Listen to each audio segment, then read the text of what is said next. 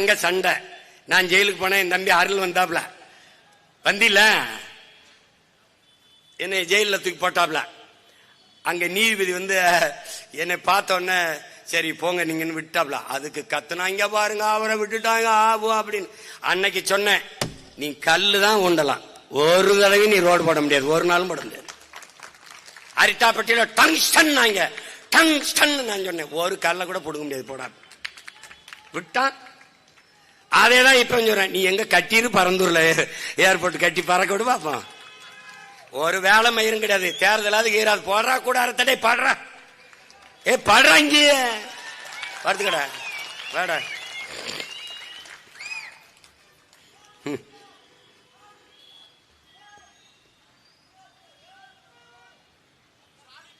ஸ்டாலின் அவர் பாவம்.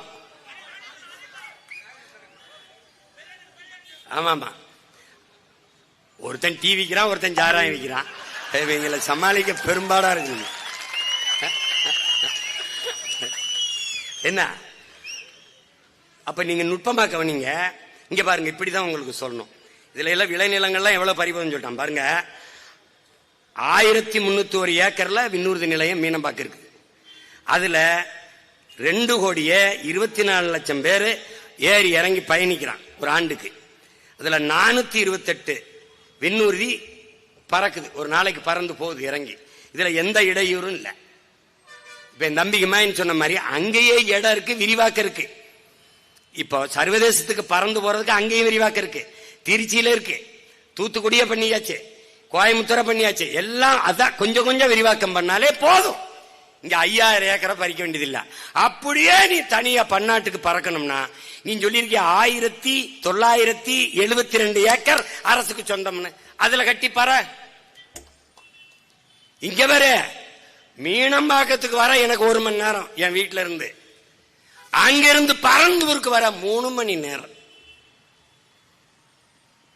சென்னையில இருந்து டெல்லிக்கே பறந்து போயிடலாம். நான் என் வீட்டுல இருந்து இங்க வர 3 மணி நேரம் இருக்கு. இப்ப நான் என்ன பண்ணணும், மீனம்பாக்கத்துக்கு அங்க ஒரு பிளைட்ட பிடிச்சி பரந்தூர்ல இறங்கி இங்க இருந்து போகணும். கூட யார கூட்டி போகணும், இந்த திராவிட மாடல் 2.0, இந்த டெவலப் பாய்ஸ். வாங்கடா டே, பெட்டியை தூக்குங்கடா, டேய் தண்ணிங்கடா, வாங்கடா கூடன்னு கூட்டி. அங்க நியூயார்க்ல லாகுவார்டியாங்கிறதுல 680 ஏக்கர்ல தான் ஏர்போர்ட்.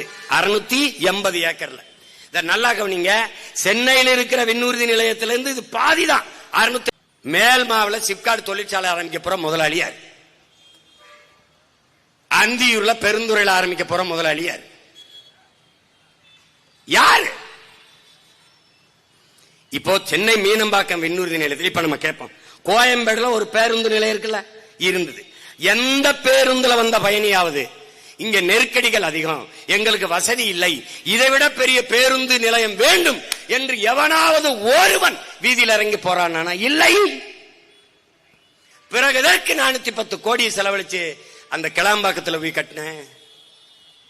இங்க பாரு, சென்னையில் மதுரையில இருந்து, எங்க ஊர்ல இருந்து ராமேஸ்வரம், சிவகங்கை, மதுரையில இருந்து சென்னைக்கு வர 1500 ரூபாய். இந்த கிளாம்பாக்கத்துல இருந்து சென்னைக்குள்ள வர, கிளாம்பாக்கத்துக்கு வர 1500 ரூபாய், இந்த கிளாம்பாக்கத்துல இருந்து சென்னைக்குள்ள போக 1500 ரூபாய். எப்படிப்பட்ட வளர்ச்சி பத்தியா? இது யாரு கேட்டது? அந்த கோயம்பேட்டில் இருந்த பேருந்து நிலையமே போதும், அது தேவை. அங்க பேருந்து நிலையம் கட்டினது தேவை.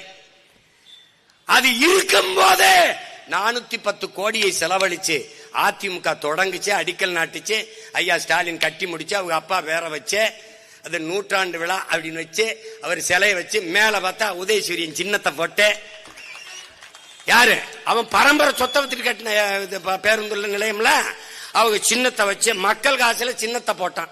நீ என்னத்தை பார்த்த? என்னத்தை பார்த்த சொல்லு.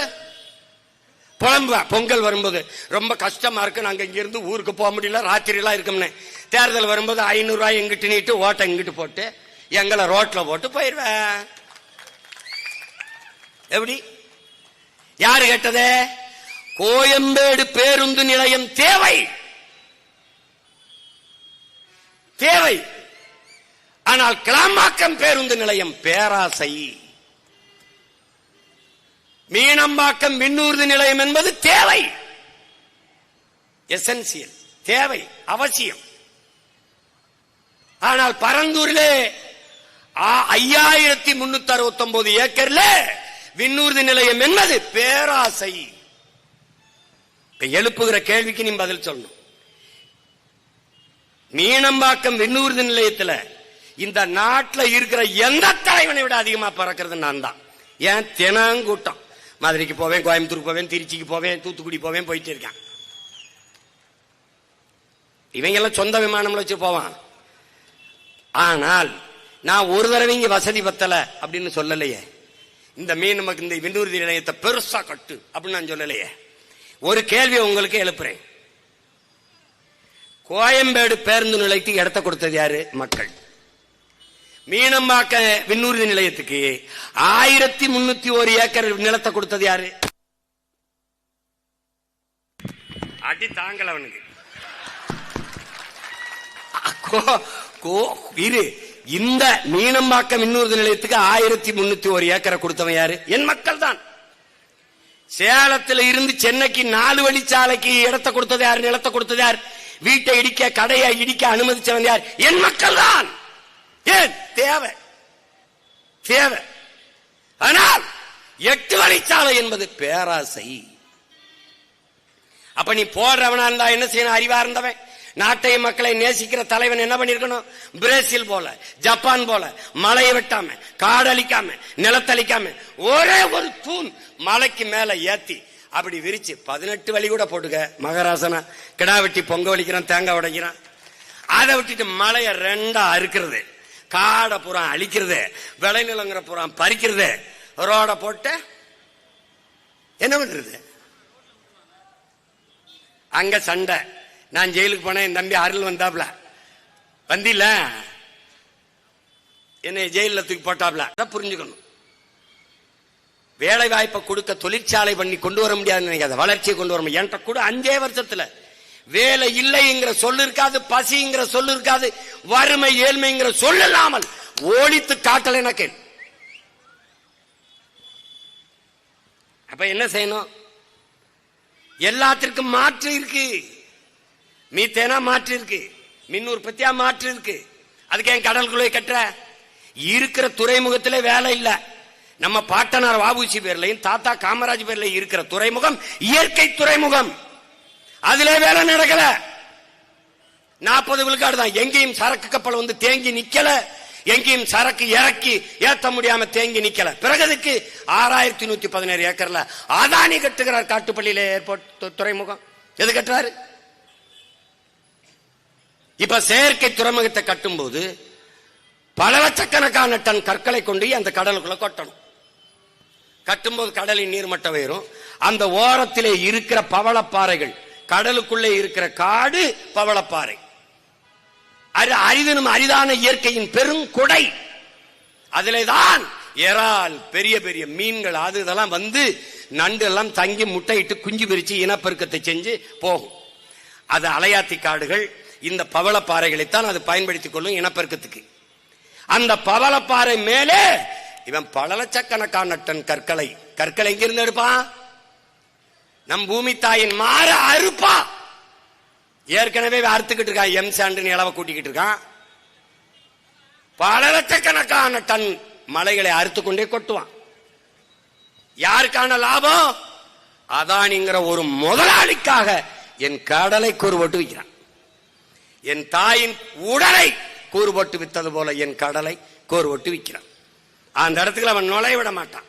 தனியார் முதலாளிக்கு கப்பல் துறைமுகத்தை கொடுத்து விட்டால் அரசு பேர்ல, அரசு இயக்கி கொண்டிருக்கிற தாத்தா வாபு காமராஜ் பேர்லையும் நம் பாட்டன் வாபுசி பேர்லையும் இருக்கிற அரசு துறைமுகங்கள் செயல் இழக்கணும். அங்க இழப்பு வரணும், அதானிக்கு லாபம் வரணும் என்றால் இந்த 2 துறைமுகத்தை மூடணும். 6 மாசங்கள் கழிச்சு என்ன பண்ணுவான்? அது சரியா இல்லைன்னு மூடுவான். இப்ப இந்த அரசு போக்குவரத்திற்குள்ள பருந்துல எல்லாம் தனியாருக்கு தாரைவா இருக்கிறான், தொடர் வேண்டிய தாரைவா இருக்கிறான், விண்ணூர்திய பூரா தாரை வார்த்து கொடுத்துட்டான். அதை போல நம்முடைய இயற்கை துறைமுகத்தை ரெண்டையும் மூடிடுவான். அது தொடர்ச்சியா நீங்க கவனிச்சுக்கிட்டே வா. ஒவ்வொரு இடத்துலயும் நம்ம நுட்பமா வெளியேற்றுவான். ஆனால் என்ன சொல்லுவான்? வேலை வாய்ப்பு, வளர்ச்சி, இளைஞர்களுக்கு வேலை வாய்ப்பு, வளர்ச்சி. கிழிச்சா 12,500 பேரு 14,000 பேரு வேலைக்கு ஆசிரியர் தேர்வுக்கு எழுதிட்டு பணி நியமனத்துக்காக காத்திருக்கான். எங்க கொடுத்த? 12,500 பேர் பகுதி நேர ஆசிரியரா வீதியில் நிக்கிறான். எங்க கொடுத்த? எங்க கொடுத்த? பலாயிரக்கணக்கில் குப்பை எழுகிற தூய்மை பொறி பணியாளர்கள் வீதியில் நின்று போறாங்க. எங்க கொடுத்த? கொரோனா நேரத்தில் உயிரை கூட பொருட்படுத்தாம அந்த செவிலியருக்கு அரசு பணி நிரந்தரம் என்று சொன்ன. எங்க கொடுத்த? எங்க கொடுத்த?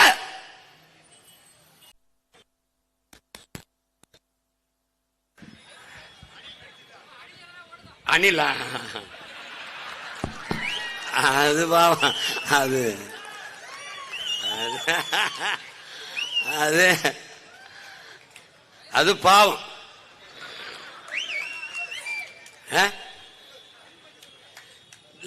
அவங்களுக்கும் சேர்த்து அண்ணன் கத்திக்கிட்டு இருக்கு. அவங்க ஓடணும்னாலும் காடு வேணும், மலை வேணும்ல. இப்ப என்னன்னா, இப்ப மீத்தேன் என்ன செய்யறது சீமான்? மக்கிய இலைதலை கழிவு, ஆடு மாட்டு கழிவு, கோழி கழிவு, மனித கழிவுல இருந்து எவ்வளவு வேணாலும் இந்த பயோகேஸ், இந்த உயிர் வழிங்கிற இந்த மீத்தேன் எடுத்துக்கொள்ள முடியும். அப்ப பூமியை தோண்ட வேண்டியதில்லை, கடலை தோண்ட வேண்டியதில்லை, அவ்வளவுதான். இப்ப என்னோட நெய்வேலி பழுப்பு நிலக்கரிய மூடு, காற்றாலைக்கு வா, சூரிய ஒளிக்கு வா, சூழியலுக்கு எந்த கேடும் இல்ல. அதுக்கு விளைநிலத்தை பறிக்காத, பயன்பாட்டுக்கு இல்லாத விளைச்சலுக்கு பயன்பாடு கரட்டு காடுகளை பயன்படுத்து. இப்ப சாலையில் இருக்கிற இந்த டிவைடர் அதுல பூரா போடு. எங்கெங்க விளக்கு கம்பங்கள் இருக்கோ அதுல பூரா போடு. எங்கெங்க அரசு கட்டடங்கள் இருக்கோ மேற்கூரை பூரா சூரிய ஒளி போடு. கழிவறை மேற்கொண்டு போடு. பேருந்து நிலையமா போடு. எல்லா இடத்திலையும் போடு. எந்த கட்டடம் புதுசா கட்டினாலும் மேலே சூரிய ஒளி தகடை பொருத்தினால்தான் உரிமம் தருவோம் கூடு. எல்லாம் சரியா சரன்னு போட்டுருவான். உனக்கு என்ன இருக்கணும்? நோக்கம் இருக்கணும். நீ விளைநிலத்தை 5,000 ஏக்கர் 6,000 ஏக்கர்னு பறிச்சு அரசு உற்பத்தி செய்யல, தனியாற்ற கொடுக்குது. நெய்வேலி பழுப்பு நிலக்கரி ஆபத்தானது அரசு கிட்ட, ஆனா உலை ஆபத்தானது அரசு கிட்ட, ஆனால் மின்சாரம் ஆபத்தானது அரசு வச்சிருக்கு. ஆனால் எந்த பாதிப்பும் இல்லாத சூரிய ஒளி காற்றாலையை தனியார் முதலாளிகளுக்கு தாரை வார்க்குது. அதுக்கான நிலத்தை அரசை ஆக்கிரமித்து எடுத்துக் கொடுக்குது. நிலம் கையகப்படுத்துகிற சட்டம் பேராபத்தானது. தம்பி அருள் சொன்னான் பாரு, நிலத்தை எடுக்கும் போது போராடுற உரிமை உனக்கு உண்டு, அதை கேட்கறதா கேட்க வேணாம்ங்கிற உரிமை அரசுக்கே உண்டு. எப்படிப்பட்ட தீர்ப்பு? இந்த மாதிரி எல்லாம் இவங்களால தான் சிந்திக்க முடியும். ஈழத்துல நடந்த போருக்கு விசாரணை ஐநா சொல்லுது, இலங்கை அரசே நடத்தி கொள்ளலாம். எவன் என்ன கொன்னானோ நீயே விசாரிச்சு அதுக்கு தண்டனை கொடுத்துக்கலாம். எப்படி? கொலை பண்ண நானு அதை விசாரிச்சு நீதி அப்படி ஒரு கொலையே நடக்கலன்ட்டு போயிருவோம்ல, அது மாதிரிதான் இது.